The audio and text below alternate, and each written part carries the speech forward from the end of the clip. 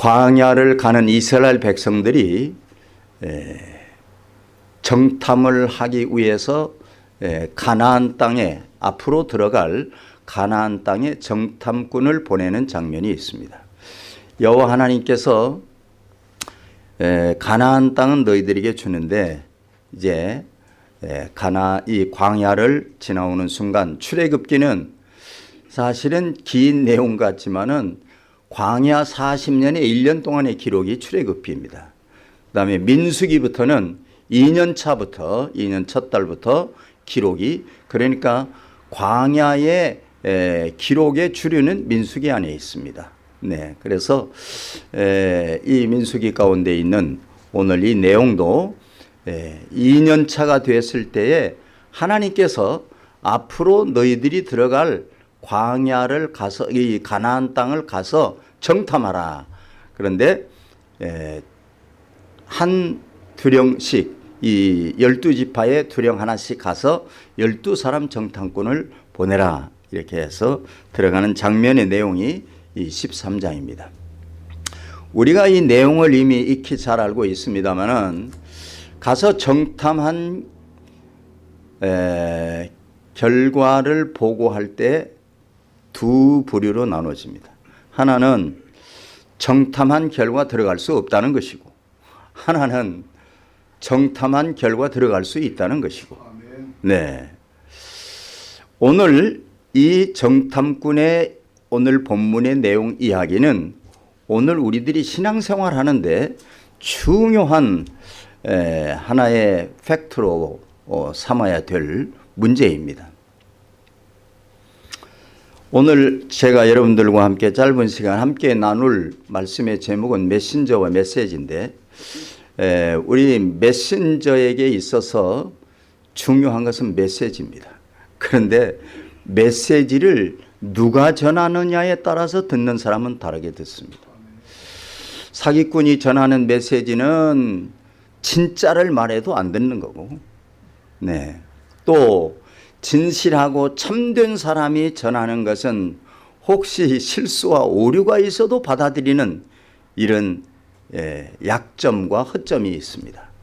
메신저도 중요하고 메시지도 중요한데 오늘 우리들은 이런 문제에 대해서 한번 체크하고 가야만 우리가 신앙생활도 바르게 하고 삶을 바르게 살 수 있다라고 생각을 합니다.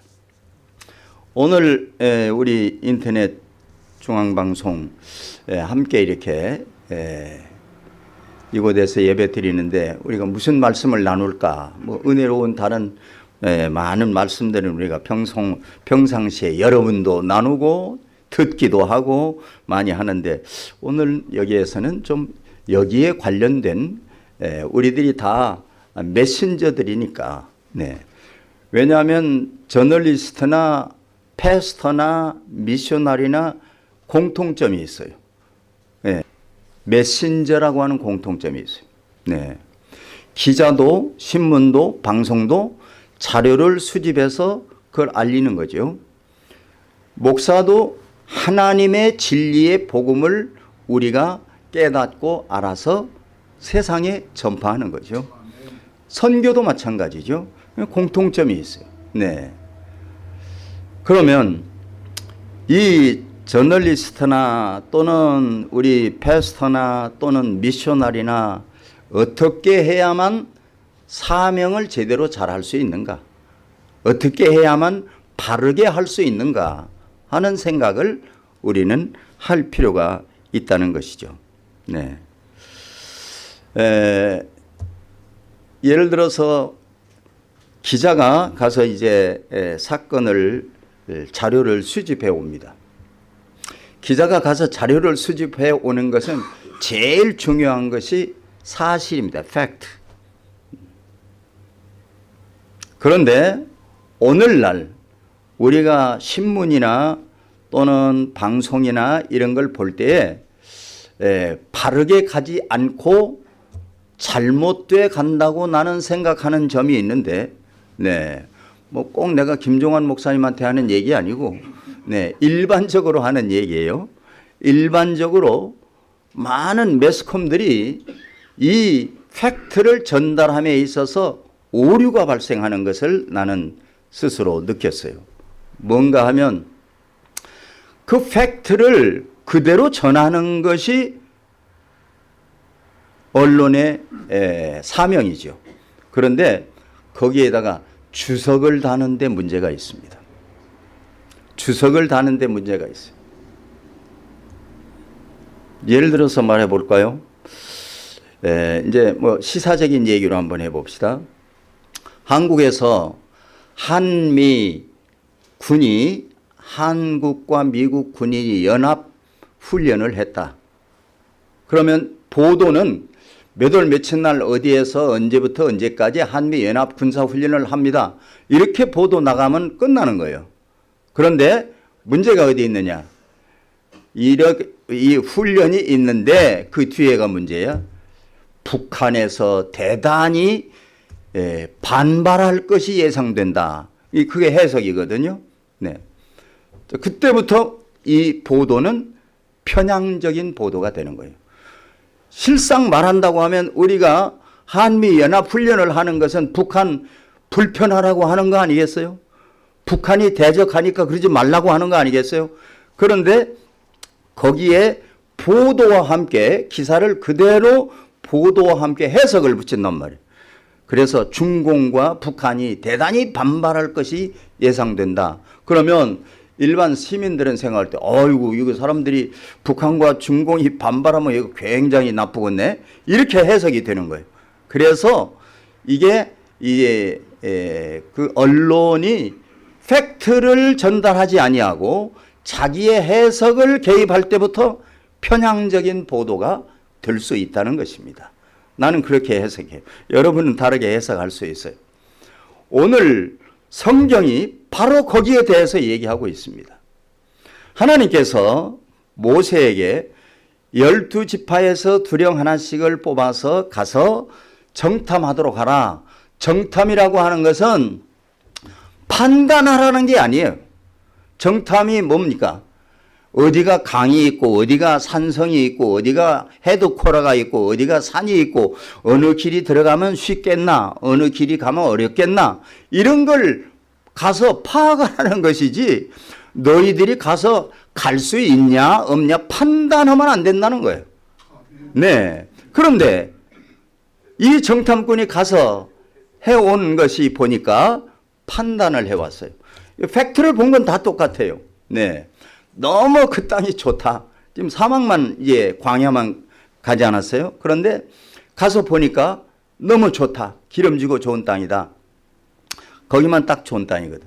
포도를 갖고 왔는데 포도를 그냥 우리가 지금 보는 이런 포도를 갖고 오는 게 아니고 작대기에다가 매서 가져올 정도로 포도가 잘 됐어요. 그러니까 얼마나 좋은 땅입니까? 그런데 그들이 가서 그것을 보고 또 거기 사는 사람들을 보니까 우리보다 훨씬 키가 크고 장대한 거야. 네. 싸움하고 게임하면 게임이 안 되네, 우리는, 유대인들은. 그래서 그것을 보고 거기 가니까 키가 큰 사람들이 있더라. 너무 농사가 잘 되고 비옥한 땅이더라. 정말 젖과 꿀이 흐르는 땅으로 하나님이 우리에게 주실 땅이다. 이렇게 하나님의 말씀에 근거하지 아니하고 자기의 생각에 근거하여 판단을 했다는데 문제가 있습니다. 오늘날 언론에 많은 문제가 있는 것을 우리는 그런 점에서 착안을 해야 됩니다. 언론이 바르게 되려면 항상 팩트만 전달하면 되는 거예요. 네. 어디에서 뭔 일이 있었다는 것을 전달하고 거기에 대한 해석은 누가 해야 되느냐면 평론가들이 해야 되는 거예요. 네. 평론가들은 이렇게도 평론할 수 있고 저렇게도 할 수 있으니까 평론가들에게 맡겨야 되는데 평론까지 살짝 끼워 넣기 때문에 이제 언론의 오도가 있기 시작하고 문제가 발생하기 시작한다. 그래서 우리들은 이미 보면 신문 보면 뭐 예를 들어서 어느 쪽인지 다 알아버리잖아요. 원래는 그건 알으면 안 되는 거예요. 원래. 네. 원래는 알면 안 되는 거야. 사주는 자기 이념과 생각이 있다 하더라도 언론 자체는 나오면 안 되는 거예요. 네. 제가 한국에서 어떤 기관을 하고 있었는데, 뭐, 세기총이죠. 세기총을 하고 있었는데, 많은 사람들이 저한테 연락이 와요. 세기총은 쉽게 말하면 좌파입니까? 우파입니까? 하고 물어보더라고. 그래서 우리는 좌파, 우파 이런 것을 논하지 않는다. 그냥 세기총이다. 선교를 목적으로 세계에 있는 디아스포라들과 네트워크해서 함께 협력하고 선교하는데 도움을 주는 기관이다. 이념에 대해서는 그건 각자 따로따로 있다 그랬더니 아니 세기총이 좌파인 것 같아요. 그래요.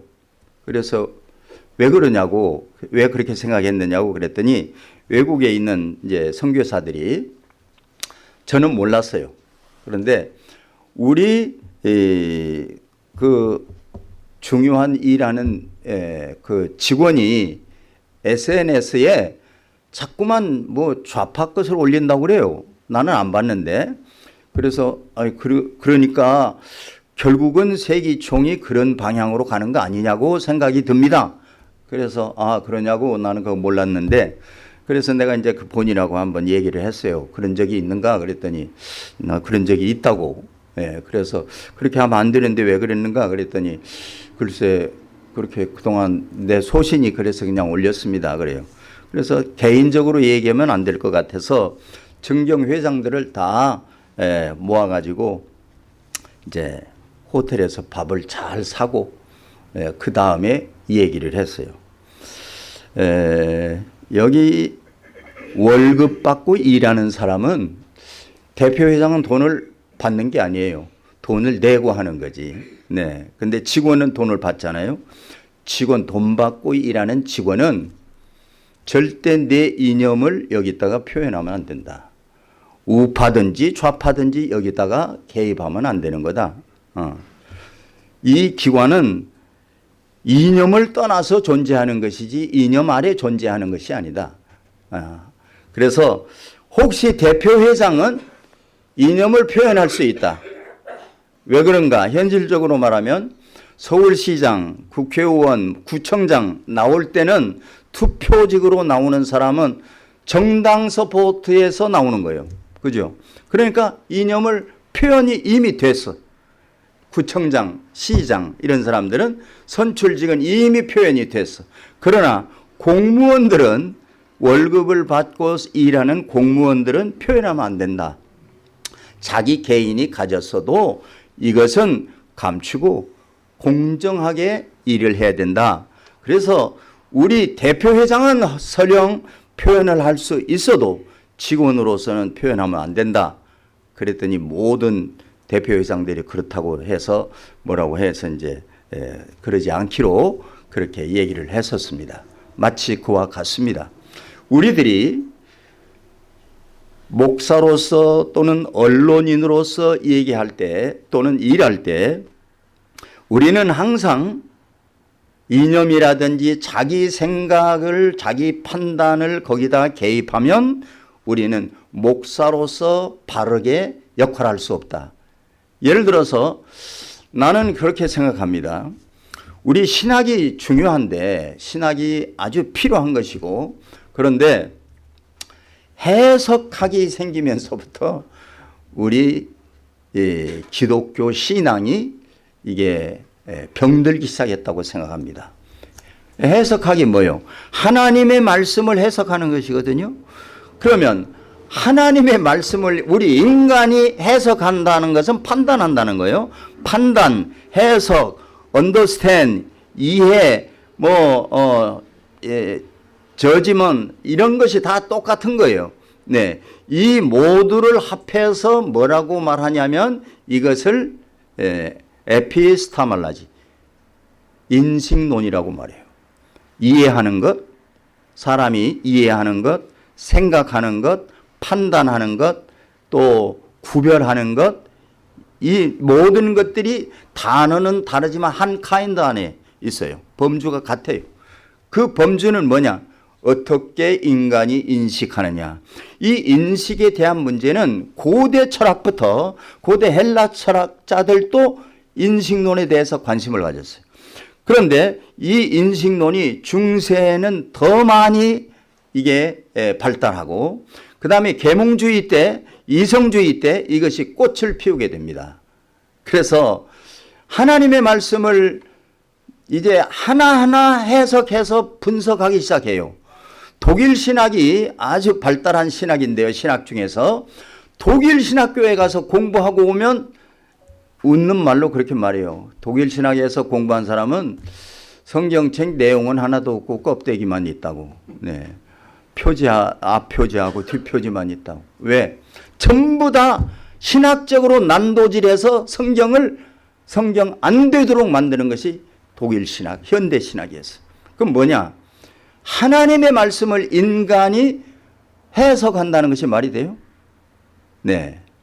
예를 들어서 하나님의 말씀은 해석할 자는 하나님밖에 없어요. 그래서 그것을 얘기할 때 하나님의 말씀을 성령의 말씀, 성령으로 감동되어진 말씀이기 때문에 성령 받은 자가 이 말씀을 해석해야 된다는 거예요.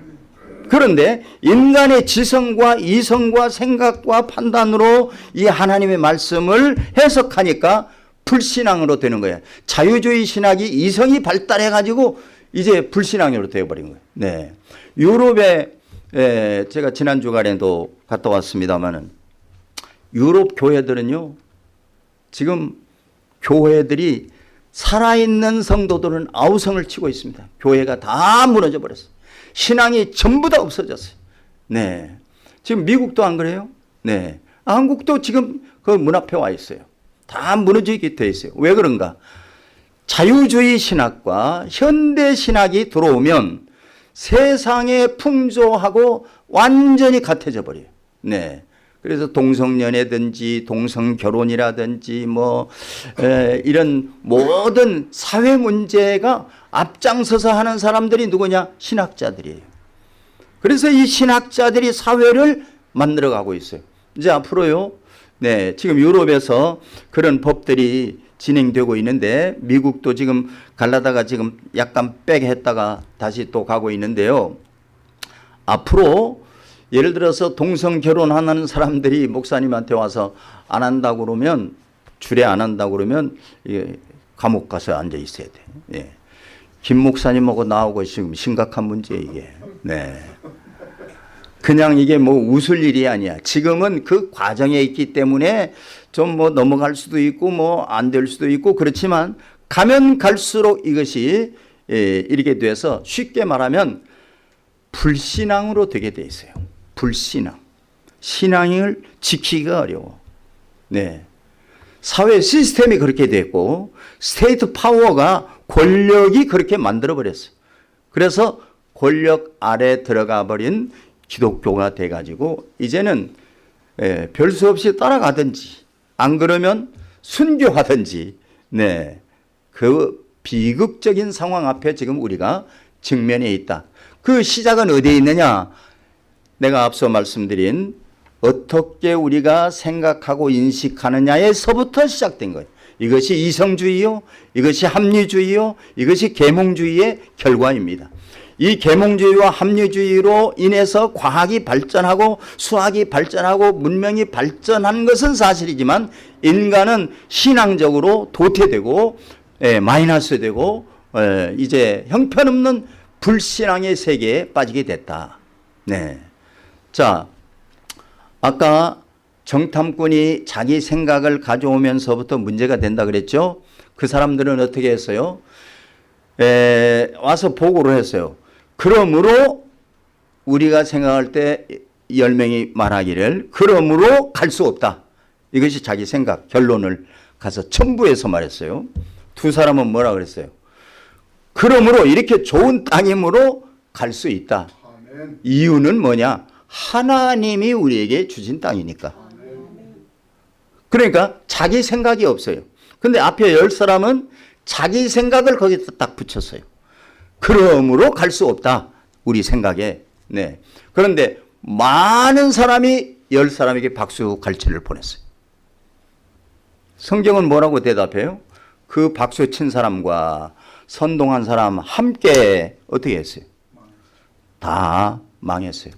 망하는 것 중에 최고의 망하는 것이 사망입니다. 사망했잖아요. 네. 그것이 오늘 우리에게 강력한 메시지로 우리에게 주고 있습니다. 목회하든지 사회생활을 하든지 그리스도인은 내 생각대로 살면 안 된다. 내 판단 따라서 하면 안 된다. 목사도 성경을 많이 알아도 마지막에 내 생각을 넣으면 안 된다는 거죠. 네. 하나님의 뜻이 무엇인지, 하나님의 원래 바라시는 소원이, 메시지가 무엇인지 이것을 해야 되는데, 이성과 지성으로 이것을 전부 다 갈라놓으니까, 분해하니까 아무것도 안 돼요. 예를 들어서 인간이 얼마나 존귀한 존재입니까? 이게 신묘막측한 이 존재거든요, 인간이. 그런데 이 인간을 과학적으로 분해해버리면 뭐가 되는 줄 아세요? 네. 인간을 과학적으로 분해해버리면요, 아주 뭐 똑똑한 과학자들이 분해해버리면 인이 좀 있고, 황이 좀 있고, 물이 있고, 수분이 있고, 뭐 칼슘이 좀 있고, 이런 것밖에 안 되는 거예요. 물질밖에 안 나와요. 그런데 인간은 물질 이상의 가치가 있는 존재.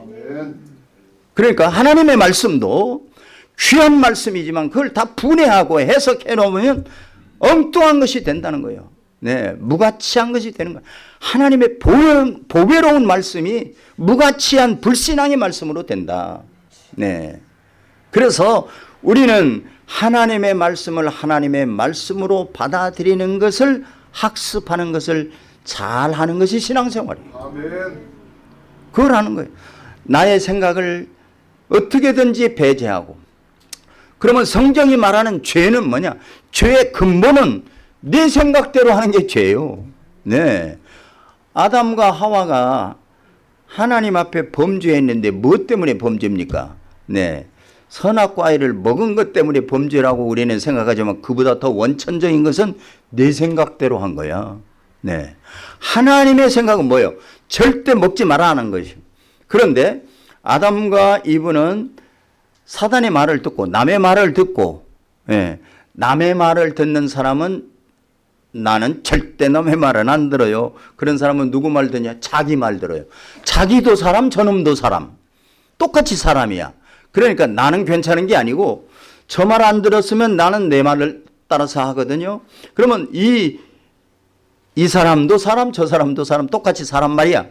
그러면 누구 말을 해야 돼? 하나님의 말씀에 뭐라고 했는가?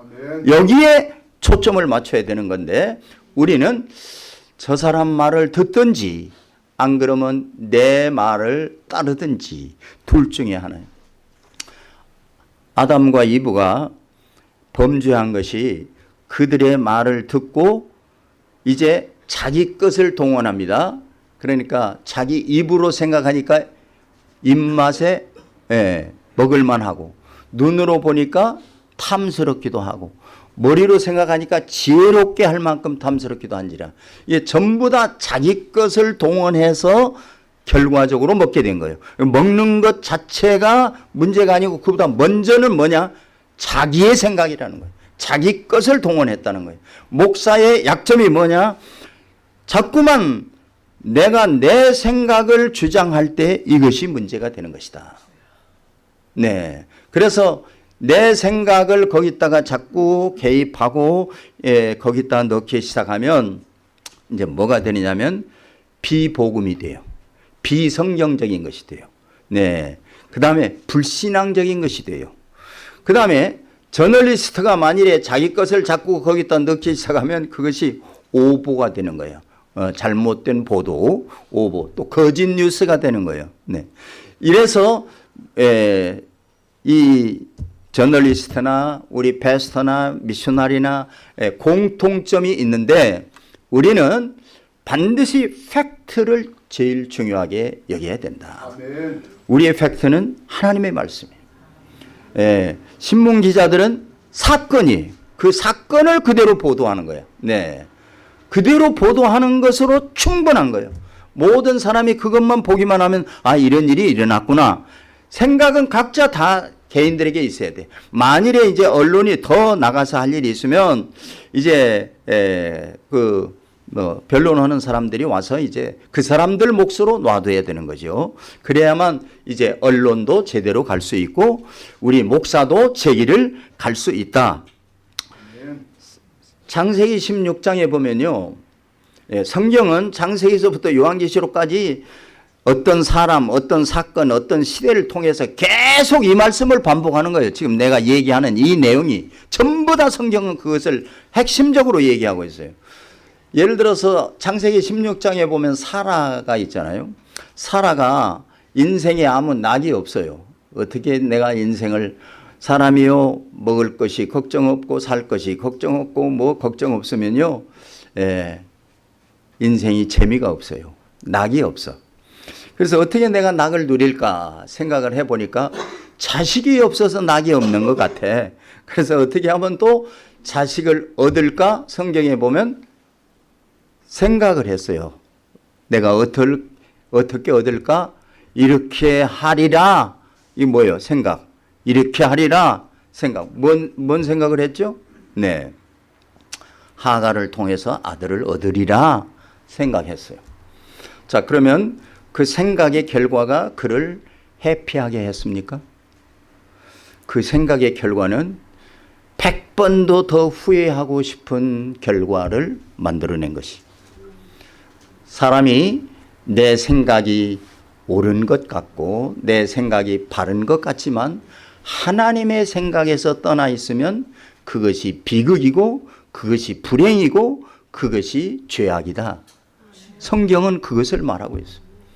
룻기를 한번 볼까요? 룻기가 보면 룻의 가족이 이제 모압 지방으로 이사 가요. 근데 왜 이사 간 것 같아요? 그냥 자다가 아유 그리 가야 되겠다 그런 것 같지 않고 나는 앞뒤 정황으로 봐서 이제 베들레헴에 살았잖아요. 그 사람들이 베들레헴에 살다가 흉년이 왔어. 그러니까 살 길이 막막하구나. 이거 어떻게 살까. 그런데 사람들에게 뉴스를 들어보니까 모압에는 짭이 많대. 모압에는 장사가 잘 된대. 사람들의 말을 듣고 이제 모압 땅으로 이사를 갔어요. 사람들의 말을 듣고 오늘날도 그렇잖아요. 어디가 살기 좋대요? 아틀란타가 좋대요. 그래가지고 아틀란타로 많이 가더라고. 네. 그런데 이 모압을 선택해서 갔던 그 나오미의 가정이 가서 세 남자 다 죽었어요. 남편 남자죠. 두 아들 남자죠. 그리고 여자들만 남아서 현지에서 얻은 며느리 둘하고. 네. 그래서 다시 돌아오게 됩니다. 네. 그러니까 이 베들레헴은 떡집이니까 예를 들어서 말씀대로 하면 흉년이 들어도 떡이 떨어졌어도 떡집에 있어야 떡이 또 나올 거야. 그런데 이 떡집을 떠나서 자기의 생각으로 사람들의 말을 따라서 모압으로 갔더니 완전 가정이 패망에 이르렀다. 그러면 나와 여러분들이 인생이 회복되려면 어떻게 해야 되느냐? 원점으로 돌아가야 돼. 하나님 앞으로 돌아가야 되는 거예요. 왜? 우리가 하나님의 근원이니까 하나님으로부터 낳은 자요. 하나님으로부터 부름받은 자요. 하나님으로부터 선택받은 자이기 때문에 하나님께로 돌아가는 것만 우리 인생은 희망이 있다. 모든 육체의 질병이거나 뭐 재정 문제거나 사건이거나 모든 문제의 발생은 수도 없이 많지만 해결은 나는 하나라고 생각해요. 영적인 문제 해결되면 되는 거예요. 하나님 앞에 나가면 모든 문제가 해결받을 수 있어요. 만 가지 문제라도 예수 앞에 나가면 문제가 해결된다. 이것이 성경의 대답이에요. 성경은 끊임없이 우리들에게 하나님의 말씀에 대하여 순종하고 너희들 생각대로 하지 말라는 거예요. 나도 목사지만 난 이러지 않기 때문에 지금 설교하는 건 아닙니다. 네. 나도 이런 약점을 가지고 있는 사람이에요. 그래서 우리들이 목사이면서 하나님의 사람이면서 선교사이면서 또는 언론인이면서 우리들이 어떻게 하면 하나님이 원하시는 가장 바른 길을 잘 살 수 있을까 하는 것을 묵상하고 생각할 때 내 뜻과 내 생각은 버리고 주님의 생각으로 회귀하는 것을 늘 프랙티스할 필요가 있다. 아멘. 이것을 신앙이라고 아멘. 말할 수 있다고 생각을 합니다. 재미있는 것은 사사기가요 13번 이상 똑같은 일을 반복해요. 네, 뭘 반복하냐? 사사기가요 살만하면 제 생각대로 제 뜻대로 살아. 예, 형편이 살만하면 제 마음대로 제 뜻대로, 하나님 없이 자기 마음대로 살아. 자기 생각대로 판단하고 살아. 그러면 반드시 적군이 들어와서 패망해. 그러면 이제 눈물로 그때 빼앗기고 뭐 죽고 그냥 초상나고 전쟁에서 다 죽고 이제 하나님 앞에 울부짖어 기도하면 또 회복돼. 이것을 13번 계속 반복해요. 네. 그럼 이것은 우리에게 뭘 말하냐? 너희 인생들은 이렇게 계속 반복되는 일을 하지 말라는 거예요. 아멘. 한두 번 했으면 그걸로 끝나라는 거예요. 그리고 사사기 맨 마지막에 21장인데요. 맨 마지막에 끝절에 보면 아주 핵심적 메시지를 우리에게 주고 있습니다. 그때 사사시대 그때 당시에 왕이 없으므로, 누가 없으므로? 왕이 없으므로 사람이 자기의 소견에 옳은 대로 살았더라. 이것이 맨 끝절이 아주 핵심적인 메시지예요. 오늘날도 왕 되신 여호와 하나님을 버리고 내 소견에 옳은 대로 살면 사사기의 역사가 우리에게 반복된다는 거예요. 그래서 우리는 어떻게든지 하나님의 말씀으로 돌아가야 된다. 아멘. 그런데 이것이 우리가 힘으로도 안 되고 능으로도 안 돼요. 배움으로도 안 돼요. 지식으로도 안 돼요.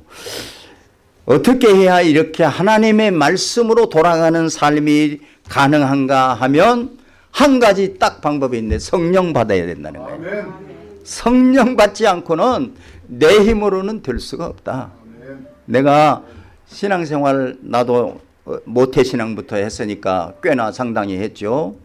네. 내가 신앙생활 하면서 은혜 받은 사람도 보고 성령 받은 사람도 보고 예수 잘 믿는 사람도 보고 열심히 믿는 사람도 보고 그랬는데요. 네. 성령도 잘못 받으면 악령 받아요. 악령은요 너무나도 성령을 위장하고 들어와서 성령인 척하고 활동하는 사람들이 너무 많아요. 뭘로 알아요? 열매로 안다 그랬잖아요. 열매로. 네. 그래서 그 결과를 보면 성령 받았나 악령 받았나 알 수 있어요. 성령을 참으로 받고 성령의 사람은 믿음을 잘 지켜나가고 마지막에 승리하는 것을 봤습니다. 여러분, 성경에 그래서 내 마음대로 내가 공부했다고 똑똑하다고 머리가 명석하다고 내 생각대로 하면 인생은 망하니까, 그러므로 내가 내게 오늘 명령하는 이 명령과 규례와 법도를 지켜 행하면 모든 민족에 너를 뛰어나게 할 것이고, 아멘. 네가 이런 모든 복을 받게 될 터인데 성읍에서도 복을 받고 들에서도 복을 받고 내 몸에 소생이 복을 받고 내 토지의 소산이 복을 받고 짐승의 새끼가 우양의 짐승들이 새끼가 복을 받고 광주리가 떡반죽 그릇이 복을 받고 들어와도 복을 받고 나가도 복을 받고 할렐루야. 아멘. 그 조건이 뭐예요? 여호와의 말씀을 준행하고 그 뜻대로 지켜 살면 이러한 복이 내 것이 되리라. 아멘. 저와 여러분들이 함께 목사로서 또는 저널리스트로 이런 사명을 감당할 때 오직 우리의 왕 되신 여호와 하나님을 의지하고 그 말씀에 순종하여 살아갈 수 있게 되기를 주의 이름으로 축원합니다. 아멘.